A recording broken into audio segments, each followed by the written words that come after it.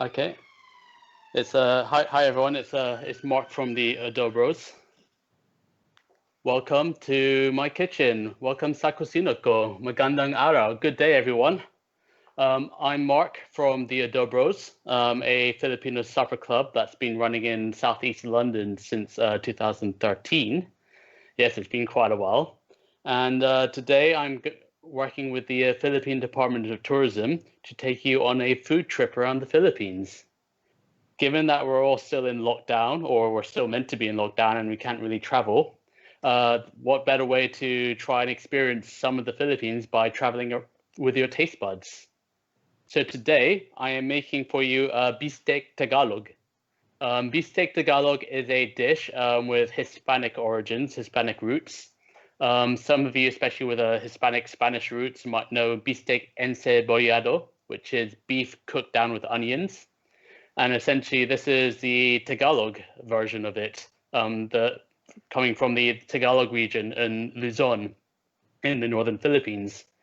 And of course, like in many Filipino dishes borrowed from other countries, other cultures, it's been indigenized, Filipinized to suit our local palate. So, for example, with our bistek, we have soy sauce and we have calamansi in the flavorings as well. Yeah, so speaking of ingredients like that, let's run through what we have in front of us.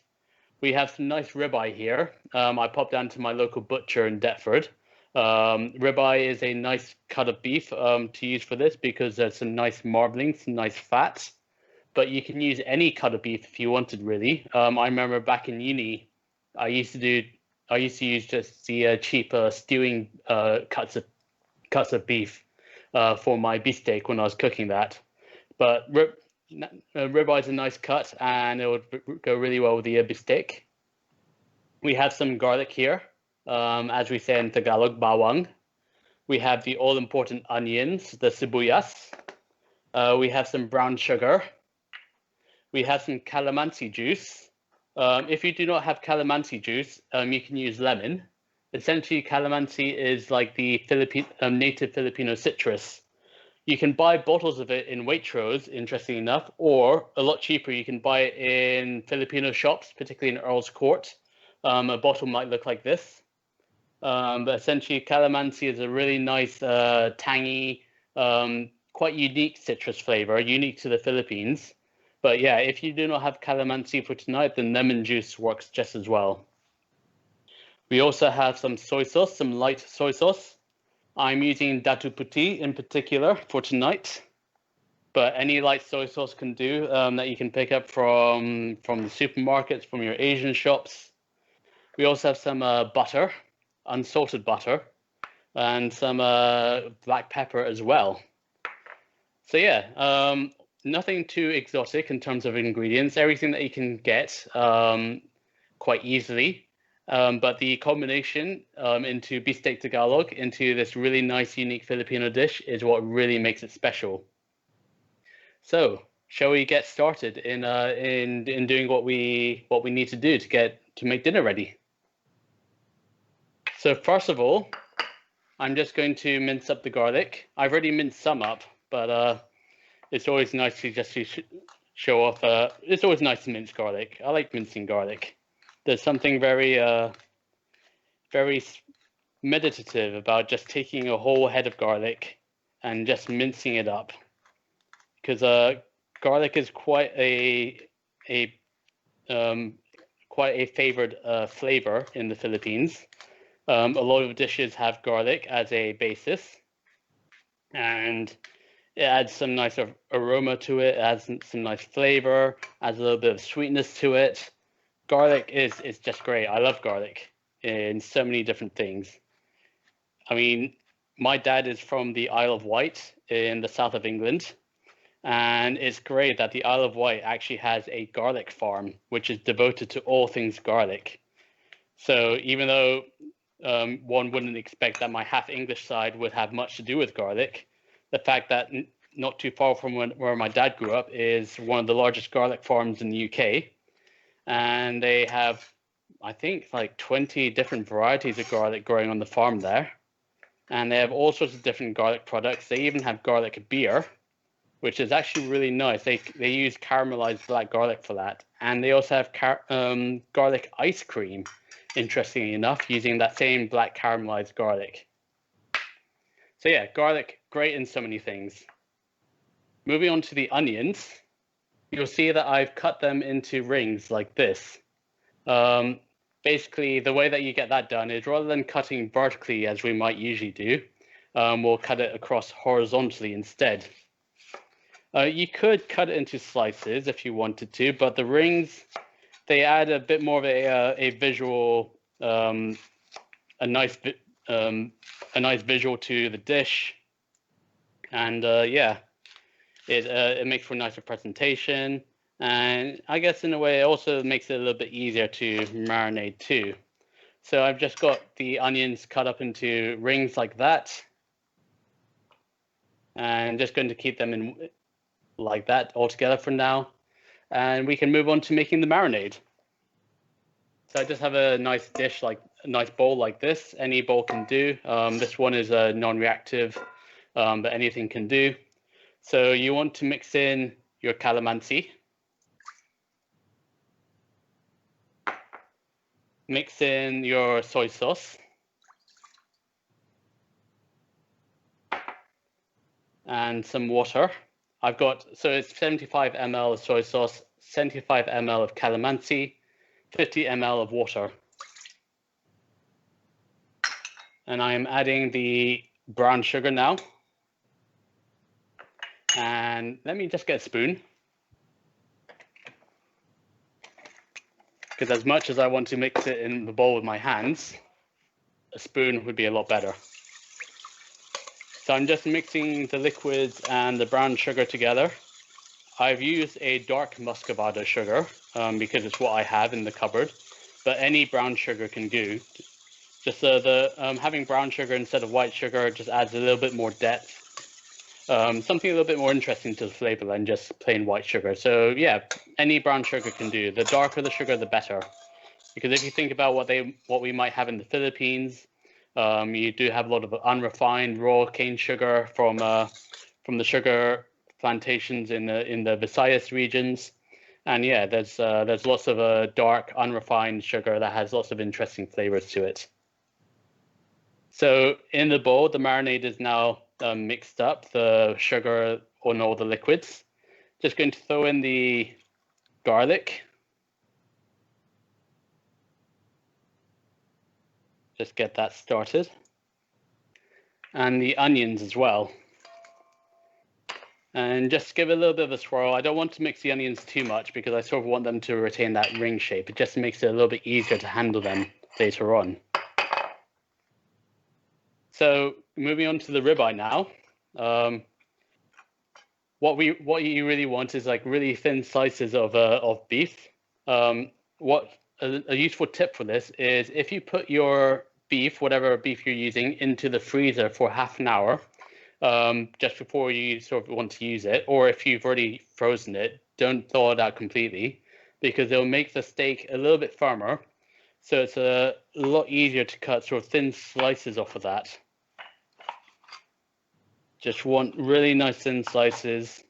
If you can't get them so thin, feel free to use a mallet meat tenderizer just to sort of pound them a little bit to get them thin. But yeah, pop your beef into the freezer a little bit beforehand. Firm up the texture a little bit, and then you can get it thinly sliced. And because it's thinly sliced, then it will defrost through completely by the time you get around to using it. And also it does mean that it'll be the beef will be a lot more tender because you've sort of cut into it. You cut into all those fibers a little bit more. So yeah, I've just cut some before finishing the rest of this ribeye. Just want to do a little shout out to my local butcher, WH Wellbeloved in Deptford. It's a family-owned butcher that's been running in the same family for about 150 years now. He has a good range of stuff, good range of meats, and and I can just give him a call when I want and ask if he can get something in for me. But he always has a nice selection of meats available. So if you do have a local butcher who does some good meats, then go ahead and use them. But as I said, any cut of beef can do for this. Any steak, just just anything really, because you're going to be marinating it, and the marinade will have a lot of flavor already anyway. And if you're going to be cutting it thinly anyway, then yeah, it just it'll work with any beef. If you're not a meat eater, then I can imagine that you could do this very well with mushrooms, nice meaty mushrooms like oyster mushrooms, maybe even king oyster mushrooms. I really like the texture of king oyster mushrooms. And or even tofu, like a really firm tofu, and you can just slice that thin. I haven't tried yet with a tempeh, which I hear has a nice meaty texture to it. But yeah, I guess the same principle applies. Make the marinade, and then instead of using beef, use whatever vegan, vegetarian alternative you want to. So I'm just mixing everything in, get the meat all mixed up and covered up. That's good. It's got a nice aroma to it. That sort of umami-ness of the soy sauce coming through, and quite strongly the calamansi smell. If you've been to the Philippines many times, or if you grew up there, then you sort of know the smell, know the flavor of calamansi. It's very ubiquitous, very common. Calamansi is used in a lot of things, for marinades, for juices, for flavorings, in desserts, in dipping sauces, just all sorts. I mean, I didn't grow up in the Philippines myself. I grew up in Hong Kong, and spent a little bit of time in Singapore as well. But yeah, grew up in Hong Kong. My dad is from England, as I mentioned. My mum is from Manila. So she was the one who taught us how to cook. She was the one who made us grow up eating Filipino food, and it's from her that I get my well-developed taste buds, I'd like to think. And if you think about Bistek Tagalog, as the name suggests, it's quite popular in the Tagalog regions of Luzon, where Tagalog-speaking people are, and that's where my mum is from. She's a Tagalog speaker. She's from Manila, and yeah. So whenever we go to visit relatives, it's usually in Manila, in Cavite. She had some relatives in Laguna. But my wife now, she's from Cebu, which is a bit further south, and it's interesting to see that little bit of rivalry between people in Manila and people in Cebu. Cebu, they call it the Queen City of the South, and it's the second biggest sort of city in the Philippines, and there's a proud culture there, and they have a version of Bistek Tagalog as well, which is called Bistek Cebuano. Essentially the same, but with a little bit more sugar, because they do like things a little bit sweeter here. So the addition of brown sugar, I think, is a little nod to my wife's heritage in Cebu. So we're just going to leave the meat to marinate for 20 minutes, and then we can move on to the rice. So I specified 2 cups of rice is about good for it's good for maybe 4 or 5 people, 6 people if you want. So I've just put the rice into here, and you just want to wash off some of the excess starch. Just wash it off 3 times. Don't be afraid to use your hands to sort of get in there, just to give it a bit of a swirl, get some of that starch out. Oh, and it's no biggie if you don't wash the rice. I mean, the rice will still be edible. It just might be a little bit stickier, a bit more claggy than you expected. And plus, washing the rice as well allows you to remove any dirt, any little bits of stone that might be in there. You don't really see that these days, but I remember growing up in Hong Kong, when we'd have the rice, it was quite common to find little stones in there. So washing sort of helps to sort of remove any of that. And yeah, so how much water do you put into rice? How much water do you need to cook rice? So most Filipinos will know of the finger method. You use your finger rather unintuitively to measure how much water goes into the rice. I don't really know how this works, because everyone has different sized fingers. But hey, it just seems to. So I learnt from my mum to use the middle finger. Basically, if you put your middle finger into the water, where it touches the rice, you want the water to be coming up to the first joint, and that should be just about the right amount of water. So just making sure it's all throughout. Really, I don't know how this works. It just does. But speaking to other friends from around Asia, I think in Malaysia they use the ring finger. In Singapore they use another finger, but for me, my middle finger is my most important finger for rice purposes, that is. So I'm just going to get that onto the hob. Put a little lid on it as well. And I'll just set that off for over a sort of a medium heat. And that should take about 10 minutes or so to do. Keep the lid on because you sort of want to the rice to get steamed as well and not to lose too much moisture. So yeah, we have the beef that's marinating right now. We have the rice on the hob, and yeah, now I have some time to talk to you, lovely guys. Just having a look through some of the comments that we have so far. So, where's your favorite place to visit in the Philippines? So, the last few times I've been to the Philippines, they've always been to Cebu, mainly for family weddings, for my wedding as well, and to visit my wife's family and see her friends. So yeah, Cebu is very nice. I really like it there. It's got its own sort of a interesting vibe to it. People tend to forget that Cebu is not only an island, but it's also a big city as well. So you've got the big city and then you've got the wider island. And Cebu City, I mean, people do say it is just a city, but there's a great selection of street food there, lots of nice restaurants. There's some interesting sights to see. It's got its own nice energy, its nice own sort of vibe as well. And if you go in January, the third week of January, you can visit the Sinulog Festival. Sinulog is the celebration of the rediscovery of the Santo Niño, the Holy Child statue, that when Magellan first visited the Philippines in 1521, I think, he gifted a little statue of the Holy Child, baby Jesus, to one of the local chieftains in Cebu. And well, Magellan was killed subsequently in battle with another chieftain, and the Spaniards left the Philippines alone for about a good 40, 50 years.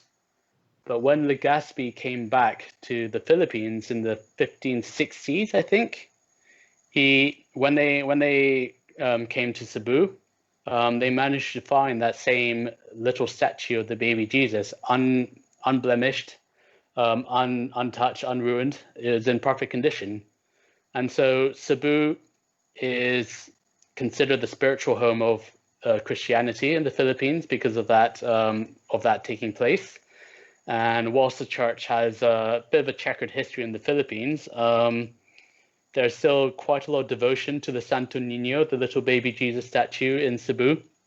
And coming back to what I was originally starting off with, that third weekend in January, the Sinulog Festival, they have massive celebrations to celebrate, to commemorate the Santo Niño, the Holy Child. They have big processions. They have a procession by boat.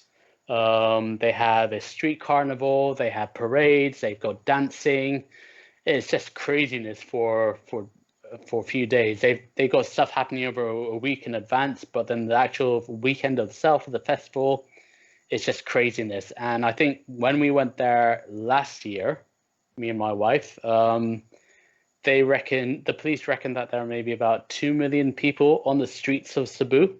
Considering that that's the population of Cebu City itself, the fact that 2 million people, not just from the city, but also from elsewhere in the Philippines, came to be on the streets of Cebu for the festival, is an absolutely crazy time. And I would say that if you can go to Cebu, go in January, third week of January, and go for Sinulog. And be prepared to get wet because there's a lot of water and also a lot of paint. So I've got Another question about, yes, hi Jerry, 2 cups of rice for 5, 6 people. Yeah, I mean, if you're being sensible, I mean, but yeah, if you want more rice, you can have more rice. But we're trying to watch our waistlines here. And what else do we have? What are the questions? Why did I decide to open a supper club, and what's the meaning behind the Adobros? So I started the Adobros with my brother, Mike. He lives in Japan now, and back then we considered each other's adobro. You know, we make adobo for each other, and we enjoy that. Adobo is one of the first things I learned from my mum. It's one of the dishes I really grew up with. It's the taste of home. So it's natural for us that we enjoy adobo, and we're the adobros who do adobo for each other.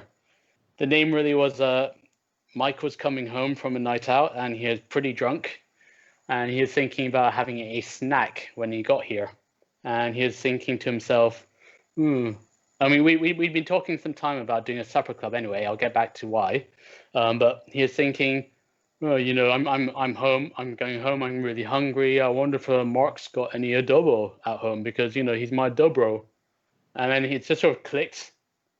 He dropped me a message and said, I have an amazing name for the supper club, the Adobros. I remember saying to him right away, do not tell anyone until we get this trademark copyrighted. But yeah, that's where the name the Adobros come from. And the reason why we were setting up a supper club was because back then, 2012, 2013, there weren't really that many places to eat good Filipino food, or at least Filipino food that you really wanted to go out for. I mean, there are places in Earl's Court at the time that were cheap and cheerful. You could go there and you could have a nice solid meal, but it wasn't really somewhere that you would go to and think, this is really good Filipino food. This is why I want to travel away from my home kitchen to have someone else's Filipino food for. And certainly, if you want to sort of tell your friends about where to go for food, it was always a bit sort of hit and miss as to what you sort of could do with that. So yeah, I remember sort of speaking to May of Food with May, the one she did last week's cook along, and we did a little trial run of the Kamayan Supper Club first of all, and that went pretty well. And then she wanted to do more of her supper clubs at home, and then at that point, my brother was like, both of us can cook pretty well. Our friends like our food, so let's give it a shot. And yeah, 7 years later, or nearly 7 years later, and I'm still doing the supper club, still doing the Adobros. So I'm just going to go check on the rice. Yeah, the rice should be fine. The meat's been marinating for a little bit. We could probably get started with cooking anyway. I mean, for you guys, at least 20 minutes, which should be good. But for me, I can probably get started. So I'm just going to drain the meat, the onions from the marinade. Of course, keep the marinade. I'm just using another bowl and a sieve just to make it easier because I want to be sort of taking all the stuff out the liquid. We'll be doing stuff with the marinade later on. But yeah, just get everything drained out. Everything's been nice and coated. The calamansi as well has been working on the beef.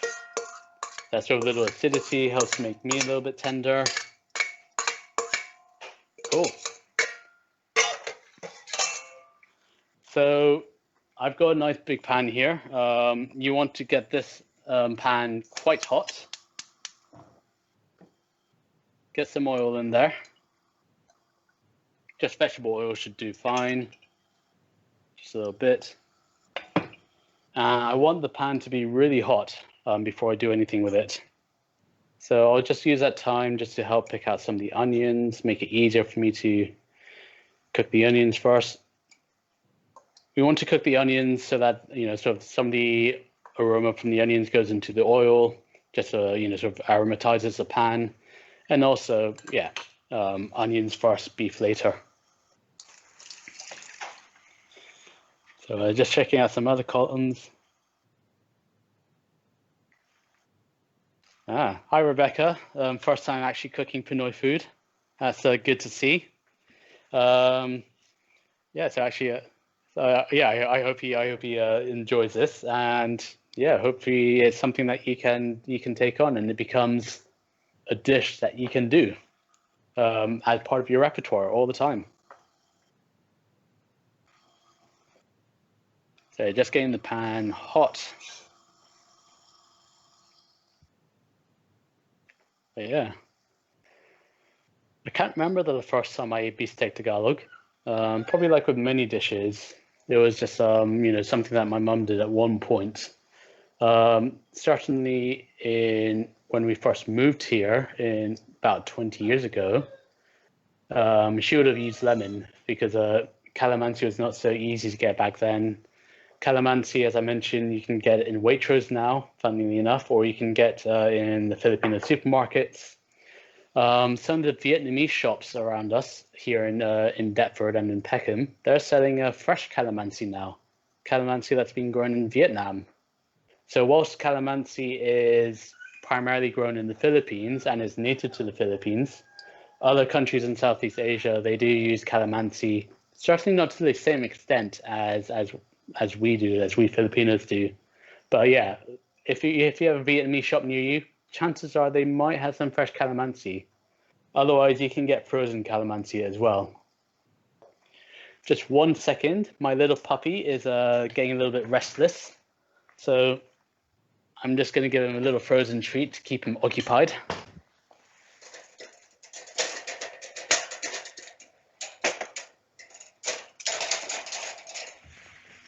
Just some frozen liver and he's all good. So the pan's getting quite hot now. Just going to move over to the hob. And yeah, just separating out the onions a bit more. And yeah, I think the oil is starting to shimmer a bit, and that should be good.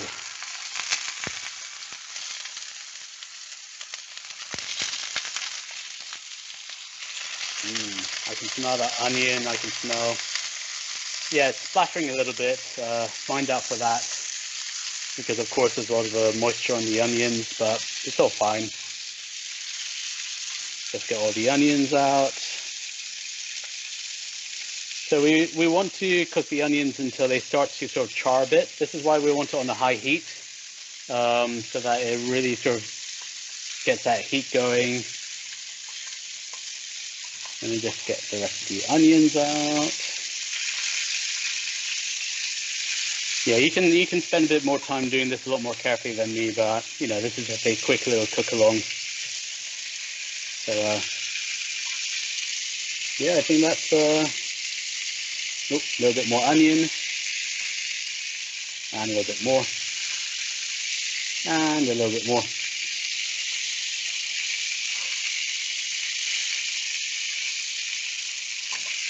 Cool.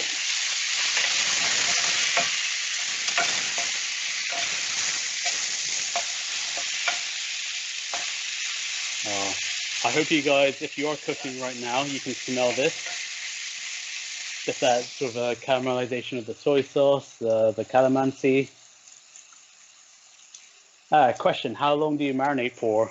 20 minutes is usually a good time. That's enough time for sort of the calamansi to do a little bit of work on the beef. You can marinate it for a little bit longer, but it doesn't sort of add a huge amount more to it. But yeah, 20 minutes is about a good time for marinating. Let me just make sure I got all the onion out. Yes. Yeah, so you can see the onion starting to take on a little bit of color.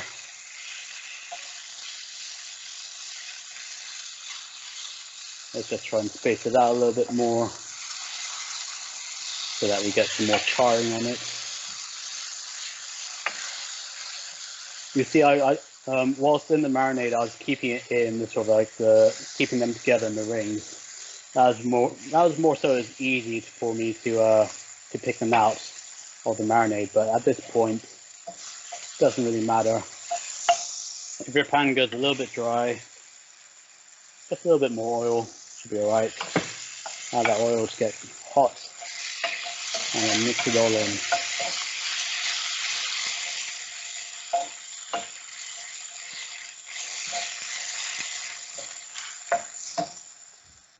Cool. Yep, I was saying this is making me so hungry. I haven't, well, as normal people, I haven't eaten since lunchtime. My little puppy, Otter, he hasn't eaten since lunchtime as well, so I think he could smell this and he's getting a little bit restless. But he's just got some frozen liver, so he's doing a lot better than I am. At least he's eating something now, whereas I'm just here cooking, smelling the onion, smelling the caramelization, the soy sauce, the calamansi. It's a very fragrant dish, this Bistek Tagalog. I like it. And thinking about it, I don't know why I didn't do it more often.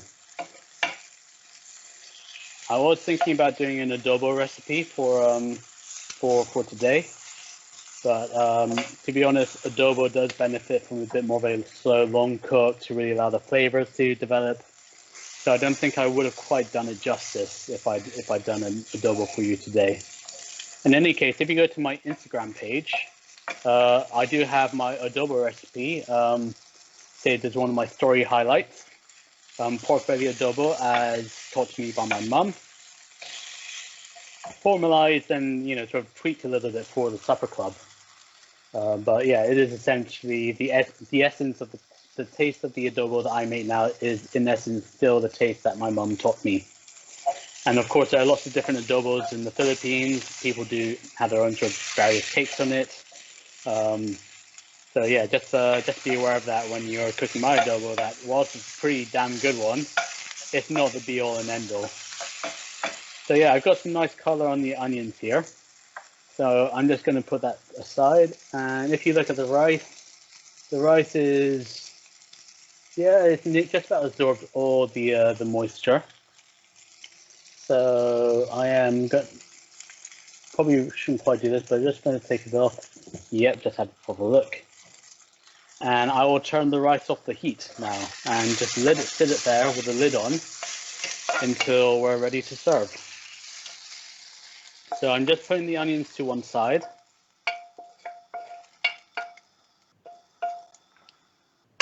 And yeah, just a little bit more oil. Get it hot and shimmering.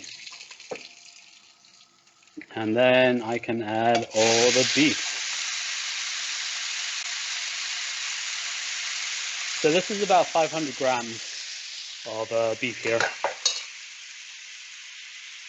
Yes, question here, can you replace calamansi with lemon or lime?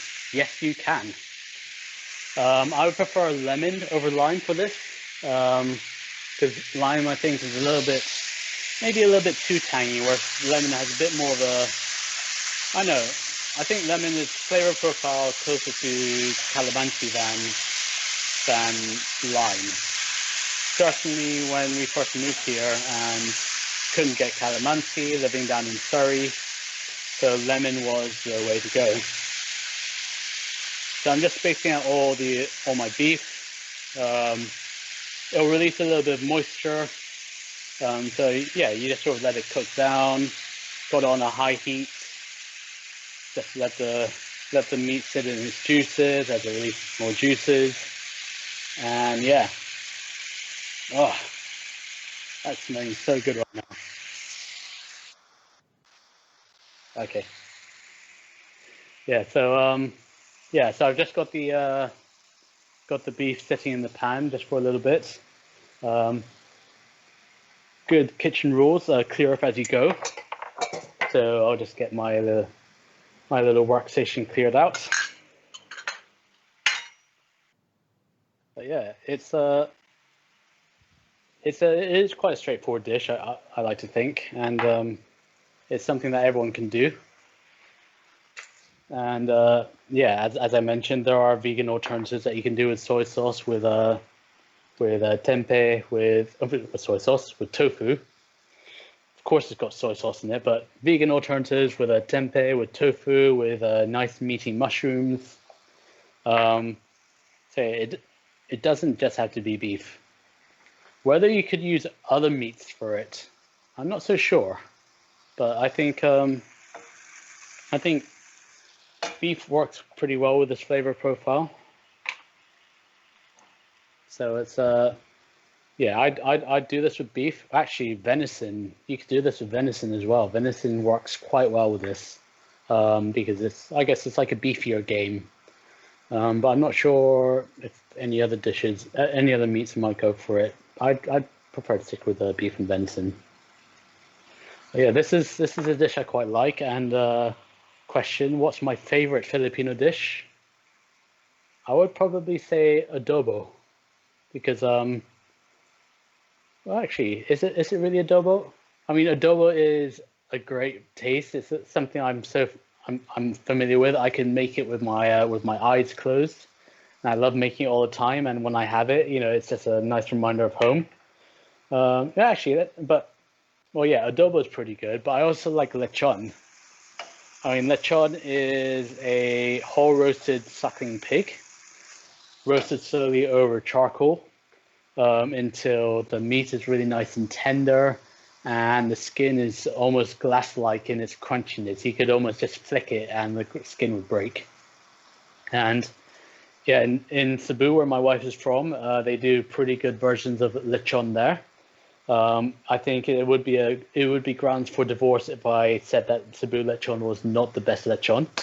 But they have a really good combination of aromatics that they stuff the pig with in there, and yeah, just that slow roasting of the suckling pig, letting all those aromatics get into the meat, and then you just have that with a bit of a spiced vinegar. Oh, it's great! It's great! It's delicious! It's great, but it's not something we can really do on a cook along.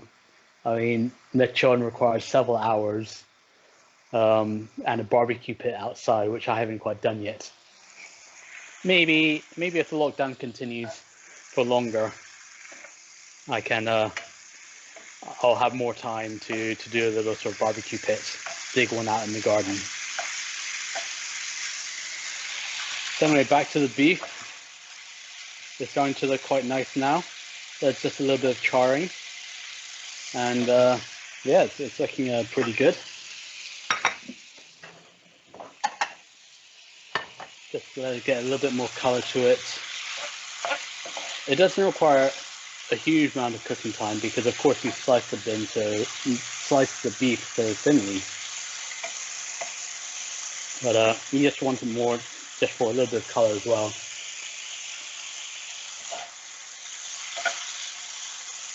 That's tasting really, really, really nice. Oh yeah, I am looking forward to this for dinner. Good to see that we have other lechon fans on the feed. I mean, I do a lechon belly. Sort of like just get a lechon belly rolled up like a porchetta with the aromatics. Sous vide that for 36 hours. So sous videing is sort of like cooking meat or whatever you want in like a vacuum seal underwater. The water maintains a constant temperature. So yeah, sous vide the rolled pork belly for 36 hours and then deep fry it crispy right at the end. And that's what we do serve at the supper club. It's not quite the same as a whole roast suckling pig, but the lechon belly porchetta is what we do at the supper club, and it's one of our most popular dishes. People, when they do come back, they do hope for the lechon belly porchetta. I have done a whole roast suckling pig, a really small one, in the oven. That turned out quite nicely. So yeah, back to the beef. Yeah, getting some nice little color there. I think that should probably do us okay. So I am just going to put the beef to one side.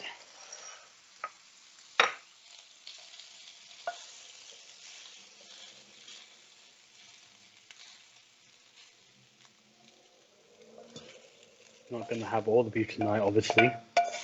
My wife is at work at the moment at the hospital, so she'll be expecting some of this when she gets home. But maybe between all of us here, you don't have to tell her that I've eaten all the beef. But anyway, in the same pan, we want to get this marinade going. So pour all the marinade juices into the pan. It's important to make sure the marinade is cooked through because, well, it's had raw meat in it. And just for a little bit more richness and thickness, throw in the unsalted butter. So just get that unsalted butter melted down. Yeah, you could probably cut it into smaller cubes, smaller pieces to make it easier to melt. But yeah, just keep on stirring that melted butter in. And it just makes the marinade into a bit of a little bit of a richer sauce. Because of course you've got all these great flavors in there. You've got all that soy sauce, you've got all that calamansi, and you have the essence of the garlic and the onion and the brown sugar. So you really don't want to lose any of that by throwing away the marinade. So yeah, just let that cook down a little bit. You can reduce it down a little bit more if you want, which I guess would thicken it a little bit, but it's not hugely necessary. Right. The rice is looking pretty done as well. Probably a little bit on the wetter side, but I do enjoy rice like that anyway. But yeah. This is rice done the Filipino way on the stovetop with a finger method to measure the water. Cool. So I think the marinade is done. The sauce is done. And we do have our little beef serving like that. Just going to put the onion on top of that. Just a little bit of the onion.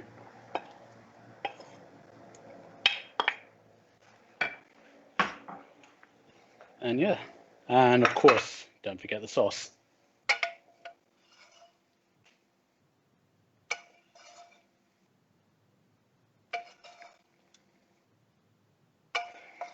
Oh man, this is smelling pretty good. Cool. All right, and the last ingredient, which we haven't used yet, is our black pepper. This is more to taste. You don't have to have black pepper in it, but I like just a little bit of a sprinkle, a little bit of grind. So it's almost a bit like a pepper steak, in a way, but Filipino pepper steak. So yeah, and there we go. We have our Bistek Tagalog. Okay. So we have the Bistek Tagalog here. Beef that's been marinated with garlic, onions, soy sauce, calamansi, brown sugar, and fried off until it's nice and caramelized and delicious. A little sprinkle of black pepper, and we have some rice to go with it. And there you go.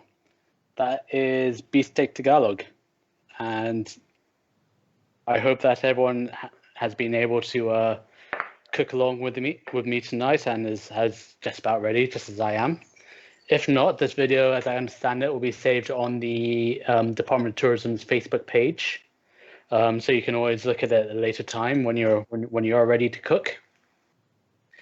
Just going to see what other flavors I had. So other questions. Sorry, I've just got flavor in my head because, you know, flavor, it's all good.